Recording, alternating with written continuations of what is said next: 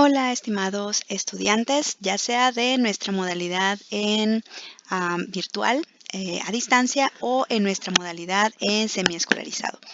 En esta ocasión les voy a comentar un poco acerca de la relación entre la memoria y los cambios que pueden ocurrir en ella a partir del momento del envejecimiento y cómo una vez que cambia la memoria, pues cambia también los procesos del aprendizaje. En este caso, la idea es que ustedes vayan identificando cómo hacer también un ejercicio sencillo que vamos a hacer especialmente para nuestra clase de semiescolarizado, que la intención es que ustedes consigan una persona adulta mayor. No me acuerdo si también es un ejercicio para nuestro grupo virtual, pero el objetivo es encontrar una persona por encima de 65 años, aparentemente, digamos, sana, sin mayores, digamos, datos de deterioro o de alteración neurológica, y apliquen un ejercicio que viene dentro de una prueba más grande que conocemos como escala de memoria Wechsler. Este ejercicio va a ser exclusivamente para identificar memoria de índole semántica, particularmente la memoria de corto plazo. Y para ello vamos a utilizar dos historias que se adaptaron hace bastante tiempo en el laboratorio de psicofisiología para fines de poder aplicar esta escala a personas, digamos, mexicanas y particularmente de la frontera norte. Así que una vez que ustedes encuentren a una persona adulta mayor, les voy a pedir que hagan lo siguiente. Les voy a pedir que tengan esta hoja que les estoy presentando aquí impresa para que ustedes vayan siguiendo el orden en el que las personas les van diciendo las ideas contenidas en cada una de las historias. ¿Qué es lo que tienen que hacer? Le van a pedir a la persona adulta mayor que por favor los escuche con mucha atención porque ustedes le van a contar una pequeña historia. Cuando ustedes terminen, ellos tendrán que decirles, o la persona tiene que decirles, todas las ideas que recuerde acerca del pequeño cuento o la pequeña historia que ustedes le han contado. Vean que la primera historia em, tiene varias ideas que yo les he separado aquí con slash o con diagonales, porque cada una de ellas debería ser una idea que las personas guarden en su memoria de corto plazo o en esta memoria semántica de corto plazo, sobre todo de tipo verbal, mientras ustedes le van diciendo o comentando estas historias. Vean la primera para que ustedes vayan identificando entonces las ideas, ¿va? Dice lo siguiente esta historia. La señora María Moreno, de 55 años, que trabajaba limpiando pisos en un edificio de oficinas en la avenida Madero, un día al salir de su trabajo a las 6 de la tarde, en la avenida Reforma la asaltaron dos hombres y una mujer y le robaron 500 pesos. Ella fue a la comandancia de policía y puso la denuncia. Los policías se conmovieron y le dieron 100 pesos. Vean que la historia es corta, pero en cuanto ustedes terminen de decirla casi en esta velocidad que ustedes me han escuchado, tienen que preguntarle a su adulto mayor o adulta mayor qué recuerdan de la historia que acaban de escuchar. Y ustedes van colocando números en la sección que les vaya comentando. Por ejemplo, vamos a suponer que su adulto mayor les dice, bueno, pues era una mujer como de 60 años y trabajaba limpiando. Vean que la persona adulta mayor nos está haciendo como más pequeñas las ideas, ¿no? Pero aproximadamente nos ha dicho que es una mujer, es decir, aquí en la señora tendríamos que poner el número uno. Luego dice que es de 60 años o de 60 y tantos años. Entonces sí recuerda que hay una edad que comentamos en la historia, pero no recuerda con, digamos, como fidelidad, ¿no? Sobre el dato. Sin embargo, aquí nosotros podemos poner, como ustedes van a tener su hoja impresa, van a poder rayar, ¿no? O escribir sobre esta hoja impresa que ustedes tengan. Así que aquí le van a poner 60, ¿no? Porque sí dijo que tenía cierta edad, pero no fue tan exacta con la edad. Y luego dice esta persona que trabajaba limpiando. Entonces, si se fijan, definitivamente ya no hay ninguna de las otras ideas, pero sí señala que hay un trabajo. Esta pudiera ser tal vez la idea 3 y trabaja limpiando. No señala que limpia oficina, no, que limpia pisos, solamente que limpia. Entonces, ustedes tendrán que anotar aquí limpia. ¿Ok? Es decir, la idea es que ustedes vayan siguiendo la expresión de ideas que la persona adulta mayor perdón, les vaya diciendo conforme van recordando. ¿Ok? Una vez que ustedes le dicen a la persona, muy bien, excelente, ya me dijo usted todas las ideas que recordaba de la historia que le acabo de contar. Ahora le voy a contar una segunda historia. Por favor, ponga atención, cuando yo termine, usted me dice todas las ideas que usted recuerde historia que yo le conté. Y se la leen de la siguiente forma. El barco mexicano Gloria se estrelló contra una roca cerca de Ensenada el lunes en la noche. Había tormenta y oscuridad, pero los 60 pasajeros, incluyendo 18 mujeres, fueron todos rescatados. Los botes salvavidas se movían para un lado y otro como corchos en el mar. Al día siguiente, fueron transportados al puerto por un barco norteamericano. Dígame usted, señora, de qué se acuerda. Anote nuevamente cada una de las ideas que la persona vaya recordando. O incluso en la parte de abajo de la hoja o detrás de esta hoja, anoten cuál es un poco la manera en la que está recordando la historia. Si les permite la persona, pregunten antes de empezar el ejercicio si pueden grabarla una vez que les esté contestando para que ustedes sean más precisos al momento de recordar las historias. Una vez que ustedes le hayan dicho este ejercicio, les voy a pedir que durante 10 a 15 minutos hagan una actividad cualquiera con el adulto mayor. Puede ser unos laberintos, puede ser usar un yenga, puede ser jugar a los palitos chinos, puede ser jugar al destreza, lo que quieran siempre y cuando que no sea verbal. Incluso pueden jugar a lo mejor una jugada de cartas, un dominó, cualquier tipo de juego que sea no verbal. ¿Está bien? La idea es que ustedes estén al menos unos 10 a 15 minutos haciendo esto que llamamos el ejercicio de interferencia. Vamos a ver cuánto recuerda la persona una vez que pase este tiempo. Si se fijan, cuando ustedes le dicen las historias, no le van a decir a la persona que trate de mantener en mente las historias. Simplemente se pasan al ejercicio y ya. Cuando terminen estos 10 a 15 minutos, les voy a pedir que nuevamente le pidan a la persona que les diga que se acuerdan de la primera historia que le contaron. Generalmente las personas dicen, la de la señora.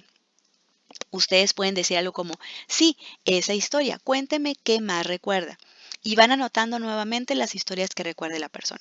O incluso si hay ideas extra que nunca pasaron, las anotan debajo o en la parte de atrás de la hoja. Y luego en el caso de la segunda historia, le preguntan lo mismo. Cuénteme qué se acuerda de la segunda historia que yo le conté. Si la persona les dice, donde había un barquito, sí, esa del barquito. Ustedes no den ideas, dejen que la persona pueda por sí sola saber cuál es la historia, ¿no? O que se acuerde de algún detalle. Ustedes solamente le preguntan, por favor, ¿se acuerda usted qué le había contado yo en la primera historia? ¿Qué le había contado yo en la segunda? No pueden dar más información, ¿está bien? El ejercicio entonces, colegas, va a consistir en que ustedes expliquen en un pequeño informe, me expliquen, no como las prácticas, ¿ok? Un informe sencillo donde ustedes me expliquen cuáles fueron las respuestas que encontraron de parte de la persona, tanto en la memoria inicial como en la memoria diferida o en este segundo ejercicio, y qué es lo que encuentran que está funcional o no funcional de los tipos de memoria que hemos estado revisando, ¿okay? Ya sea la memoria de corto plazo, de largo plazo, verbal, etcétera, ¿vale? Muy bien. En eso va a consistir entonces el ejercicio que ustedes van a tener que realizar y subir a la plataforma, ya sea de nuestro ejercicio para la materia de semiescolarizado, que nos faltó por ahí la clase del sábado pasado, o bien para nuestro grupo de online o modalidad virtual, que creo que también tendríamos que hacer este ejercicio, ¿va? Muy bien, me paso a explicarles un poco la temática que trata nuestra, digamos, semana de trabajo, que tiene que ver entonces con la relación entre memoria y envejecimiento. Fíjense que hay algunos datos que nos proporciona INEGI, la CONAPO, en México en particular, y nos habla de cómo ha habido cambios en todo el mundo sobre el envejecimiento. Todos los países han pasado de ser países con tasas de natalidad altas a de pronto tener tasas de natalidad cada vez más bajas, como por ejemplo Japón o algunos países europeos como España, Italia, por ejemplo, que cada vez nacen menos niños y por lo tanto la población adulta mayor se vuelve, digamos, como el grupo poblacional más representativo. En este sentido, si nosotros pensamos cómo ha envejecido los diferentes continentes, podemos pensar que en el caso del continente americano, particularmente América Latina, hemos tenido, digamos, cambios. Sin embargo, los cambios en nuestra población han sido, digamos, casi no inesperados, pero sí un poco programados, ¿no? Es decir, casi nos hemos dado cuenta de pronto que tenemos una población adulta mayor que hay que atender, que tiene necesidades médicas, que tiene necesidades de atención, desde la fisioterapia hasta los cuidados, por ejemplo, los cuidados de día.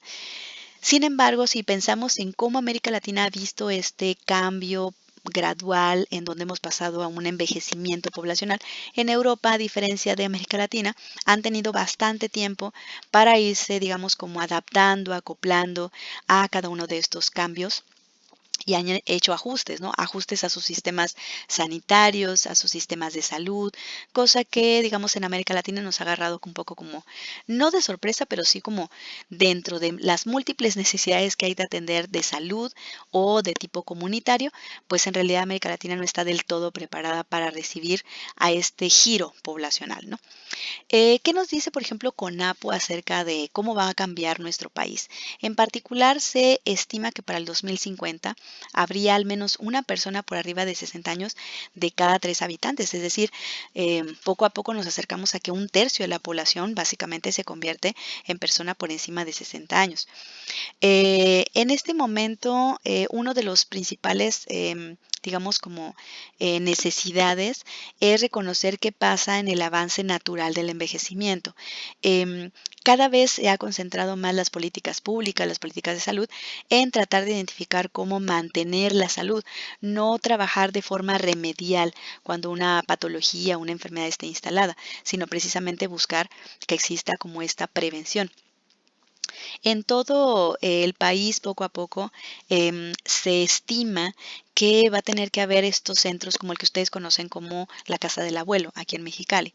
Es decir, estos espacios en los que no se atiende necesariamente a la psicopatología o a la patología del envejecimiento, sino se busca más bien esta especie de mantenimiento funcional y buscar que las personas no se deterioren conforme pasan hacia la etapa del mayor envejecimiento. Cada vez más, poco a poco nos vamos dando cuenta cómo el entender la salud mental tiene una relación con la salud neurológica. Si entendemos que nuestro cerebro es un órgano y es el que produce pensamientos, ideas, emociones, etcétera, una vez que envejecemos es un órgano que como otros, como el corazón, los músculos, el estómago, sufren envejecimiento. Solamente que es un envejecimiento que se identifica no solamente neuralmente, o sea, a nivel de las neuronas y de la glía, sino que también hay un envejecimiento funcional. Así como el corazón, pues poco a poco vemos en los adultos mayores que el corazón se ha agrandado, el tejido pericardíaco se vuelve más grueso con la edad y a veces es más difícil que bombee apropiadamente. El cerebro humano, al ser también un órgano, pues también va a cambiar físicamente. Y así como el corazón tiene este engrosamiento muscular que lo hace más complicado poder bombear, o sea, facilitar las funciones de distribución sanguínea, lo mismo ocurrirá con el cerebro, que también empieza a tener una función más limitada cognitivamente. ¿Ok? Ahora, hay que entender que en México, igual que en otros países, hay que considerar quiénes son viejos, cuándo somos viejos.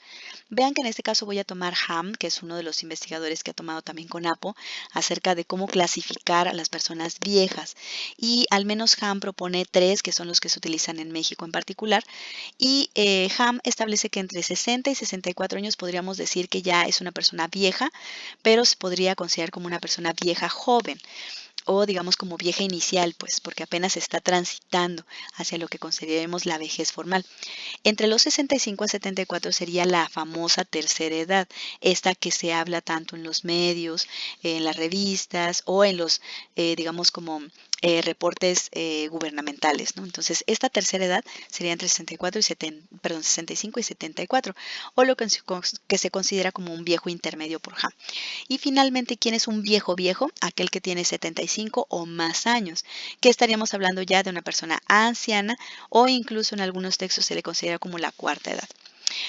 El envejecimiento como tal, colegas, no es patológico, es decir, es simplemente este paso por otro momento del ciclo vital, así como pasamos por la niñez, la adolescencia, la juventud temprana, pues el envejecimiento o la vejez es otro fenómeno como parte del ciclo vital. Hay, interesantemente, en todos los países se ha encontrado que hay personas que son longevas, es decir, que se mantienen activos, incluso cognitivamente, muy por encima de incluso la tercera edad y que no parecen sufrir fenómenos cognitivos de deterioro tan marcado como otros adultos mayores. Aquí, por ejemplo, en la fotografía les presento a dos familiares míos.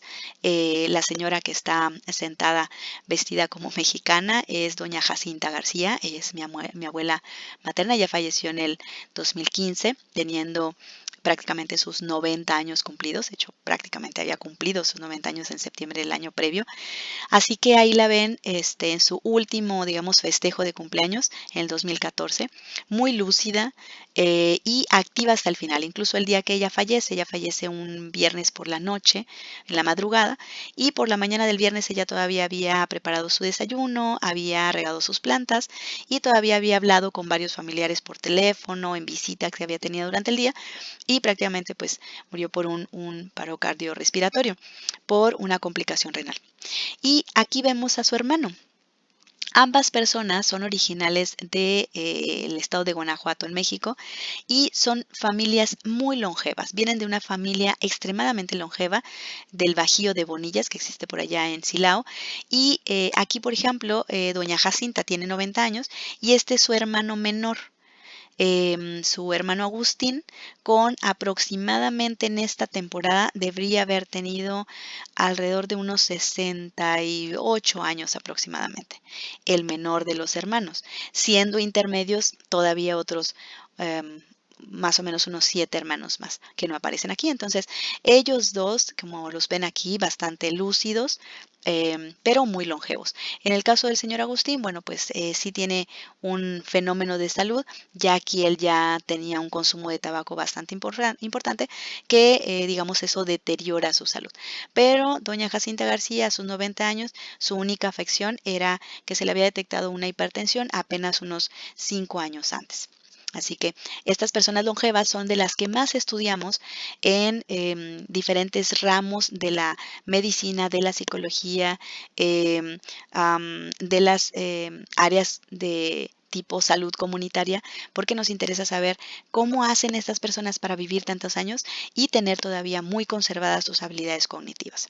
Bueno, ahora, el hacernos viejo implica entonces perder cosas, perder habilidades, no necesariamente. Existen dos conceptos dentro de la vejez que se conocen como el envejecimiento primario y el envejecimiento secundario. El que buscamos siempre disminuir o evitar es el envejecimiento secundario, que tiene que ver con, como les comentaba hace un momento, el caso del señor Agustín.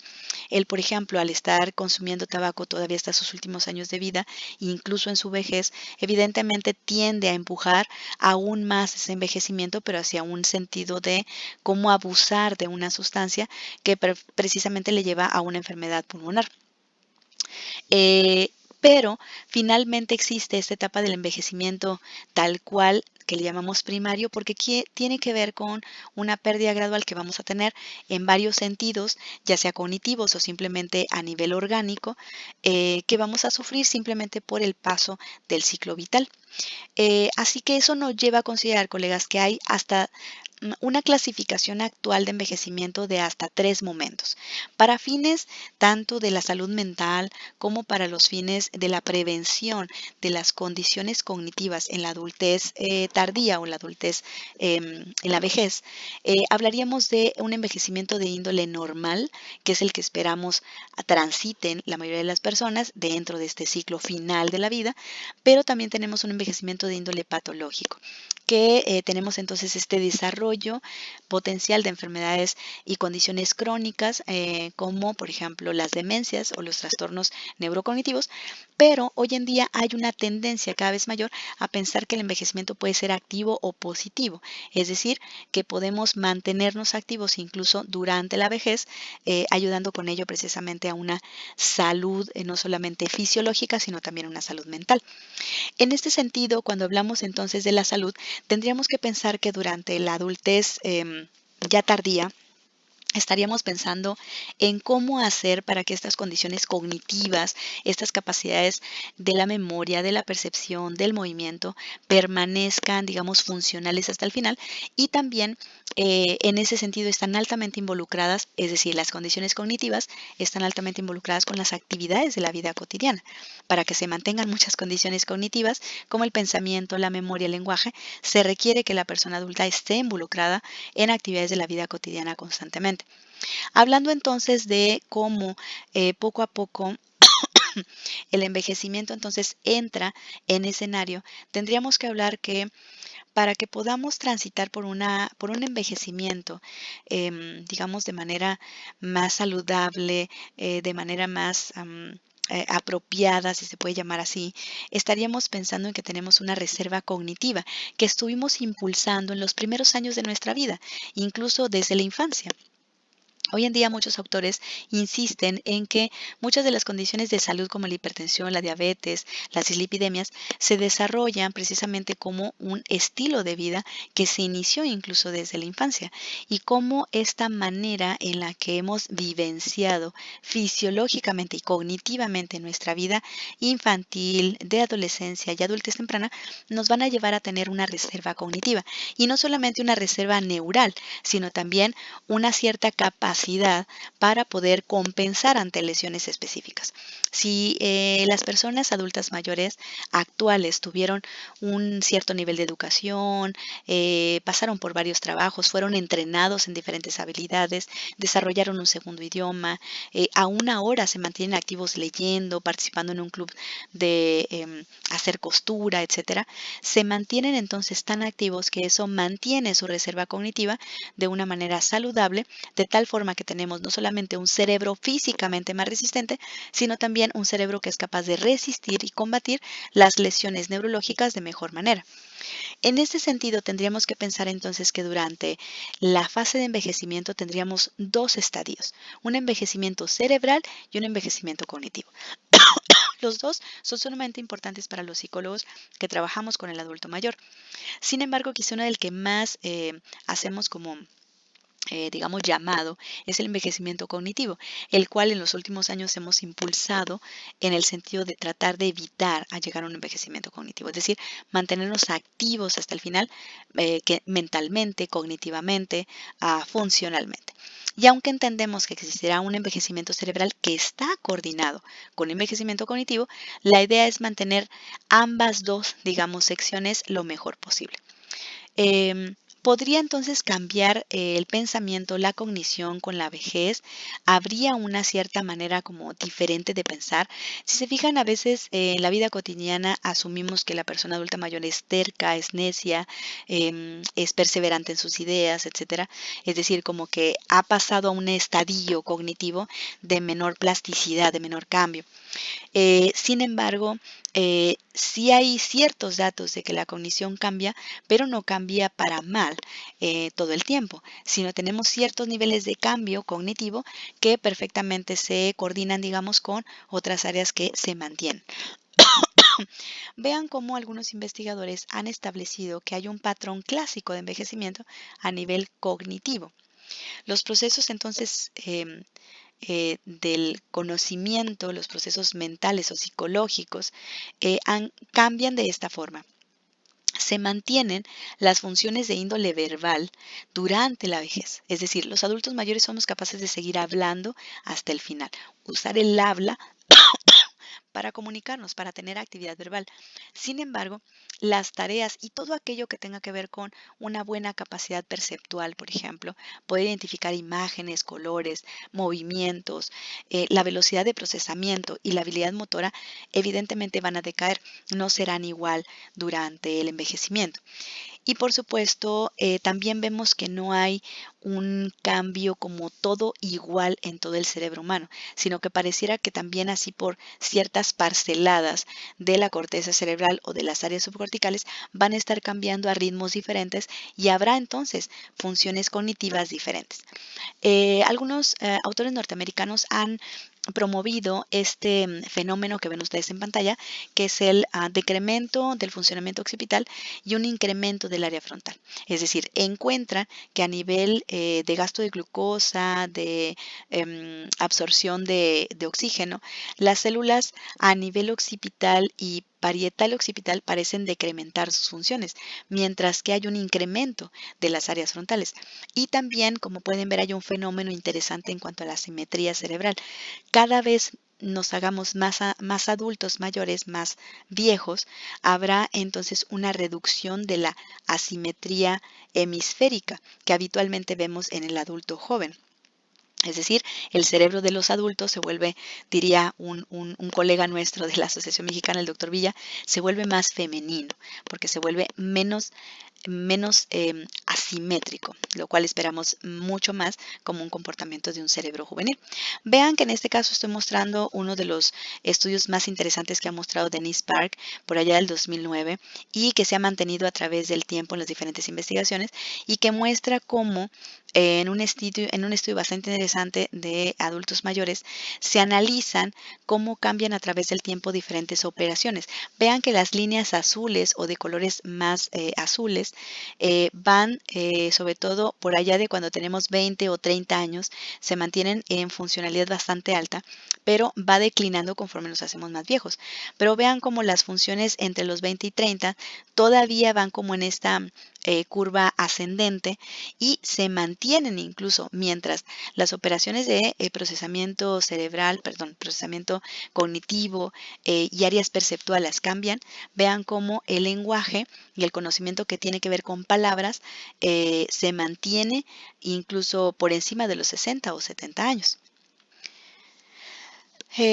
Decíamos que hay ciertas alteraciones o ciertas patologías lamentablemente que están asociadas a el envejecimiento. Y estas alteraciones desde el punto de vista más cognitivo los conocemos como demencias o trastornos neurocognitivos. Vemos aquí, por ejemplo, en estas resonancias cómo observamos cerebros, por ejemplo, de una persona de 27 años y vemos cómo han cambiado, por ejemplo, la parte de su corteza cerebral. Vean cómo en la orilla observamos cada vez más huecos oscuros. Quiere decir que el tejido cerebral se ha, digamos, como disminuido, se ha vuelto menos, se ha perdido material de la corteza cerebral. Y vean cómo en el caso de la tomografía que está del lado derecho, vemos los ventrículos laterales bastante agrandados. Eso también quiere decir que hay digamos, cisternas dentro del cerebro cada vez más grandes, a diferencia de lo que veríamos en un joven de 27 años. Y que en este caso, pues este cambio también implica que hay más espacio neurológico en lugares donde pues ya se ha perdido ese tejido, ¿no? Finalmente ha habido una pérdida de tejido gradual conforme nos acercamos más a los 90 años y vemos entonces que ese cambio biológico pues, podría estar en relación con el cambio neurológico o funcional que vemos en las personas adultas mayores. ¿Qué sería una demencia? Bueno, pues se le considera en este momento un síndrome, es decir, es una reunión de síntomas y signos que vemos en los adultos mayores en particular. No es exclusivo, pero sí lo vemos con mayor, digamos, proporción y observamos cómo hay un paciente que anteriormente tenía un funcionamiento, digamos, normal o típico y vemos cómo va deteriorándose a través del tiempo. Esta condición llamada demencia habitualmente es de tipo crónico, es decir, generalmente vamos de más a menos en cuanto a las funciones cognitivas y habitualmente es de índole, digamos, como progresivo. No todos los cuadros demenciales terminan en un asunto irreversible, pero la mayoría de ellos lamentablemente así es. Una vez que se instala un cuadro demencial, vemos un deterioro intelectual, cognitivo en las capacidades de los individuos y habitualmente alteran sus capacidades para poder trabajar o incluso valerse por sí mismos. Las demencias pueden estar ubicadas tanto en la corteza cerebral como en las regiones, perdón, subcorticales. Cada una de ellas tendrá síntomas y signos diferentes dependiendo de su instalación. Vean como en el caso de las corticales son bastante complejas, mientras que las subcorticales estamos mucho más vinculados con procesos, digamos, vinculados a la emoción, vinculados a la memoria, vinculados a la motivación y obviamente al procesamiento de información. Cuando vemos entonces las demencias de índole cortical, mucho más orientadas hacia procesos como de estos que llamamos superiores, ¿no? ¿Cuáles son algunas características para ir cerrando el tema, colegas, de los cuadros demenciales? Hasta ahora, digamos que hay una condición de carácter adquirido, es decir, no es algo con el que aparentemente se inicia a partir de un accidente, es decir, es algo que ya está en nosotros y aparentemente se, digamos, detona en algún momento como ya las características de un cuadro demencial. En este momento no tenemos una causa orgánica como tal identificada para muchos cuadros demenciales, por lo tanto se debe hacer un diagnóstico diferencial respecto a algún trastorno psiquiátrico, como en el caso de la depresión, por ejemplo. Vemos, por supuesto, que hay un defecto gradual de la conciencia del paciente, incluso llega un momento en que hay una pérdida importante de una orientación personal y tenemos pues varios deterioros en diferentes focos de corteza cerebral que afecta funciones superiores y por supuesto que muchas de estas alteraciones pues van a llevar a cierta incapacidad funcional. Hay algunos cuadros demenciales que sí pueden ser reversibles o que pueden digamos como llegar a un nivel previo antes de iniciar el cuadro demencial. Son más atípicas, pero existen, digamos, dentro de la clasificación de cuadros demenciales como una posibilidad. Y finalmente, colegas, ¿cuáles son algunas características de los cuadros demenciales? Bueno, pues lo que ya les decía hace un momento, tenemos una ausencia actualmente todavía de marcadores biológicos, es decir, no podemos sacar sangre a un paciente y con eso ya determinar que tiene una demencia. Todo esto depende de su comportamiento, de que sea gradual y que se haya presentado a lo largo del tiempo. Evidentemente, hasta ahora tenemos cuadros demenciales muy variados, desde la enfermedad de Alzheimer hasta las demencias, por ejemplo, por priones. Así que tenemos una variedad importantísima de cuadros demenciales o de trastornos neurocognitivos, como los ha llamado ahora el DSM-5. Y evidentemente en la actualidad pues hay una necesidad importante de poder acompañar al paciente, sobre todo pues buscando que exista cada vez más una atención más específica a la evolución de su cuadro. Hay cuadros demenciales como el de Alzheimer que aunque la mayoría identificamos más asociados con pérdidas de memoria, en realidad los primeros elementos que aparecen lesionados son las emociones. Y otro tipo de cuadros demenciales como la enfermedad de Creutzfeldt-Jacobson, Jacob, que esta es un tipo de demencia vinculada con el sistema autoinmune y muy parecido a estos inicios que vemos de las enfermedades de las vacas locas que se conoce en Inglaterra, a esta especie de lesión neurológica por una cierta bacteria parásito, ¿no? Un bacteria virus que ataca el tejido neurológico o el tejido cerebral en particular y va generando pues toda esa sintomatología del enlentecimiento del paciente y muchas veces pues tenemos la pérdida, ¿no? La muerte del paciente. Los cuadros demenciales son entonces muy heterogéneos, van a darnos diferentes tipos de sintomatología, así que hay que estar como muy alertas, ¿no? A esas condiciones. Como ven, colegas, el tránsito desde una memoria bastante sana durante el envejecimiento no tiene que terminar en un cuadro demencial. Esto aparecerá solo y si hay varios elementos implicados en esto, desde los factores hereditarios, los factores asociados a el estilo de vida sedentario y por supuesto pues a una condición en la que una vez entrado la persona de la adultez mayor, si no hay más estímulo, más mantenimiento, este envejecimiento activo, pues con más, digamos, como fuerza es posible que alguno de estos cuadros demenciales se instale en el paciente. Dejamos hasta aquí y continuaremos después con algún otro de nuestros temas.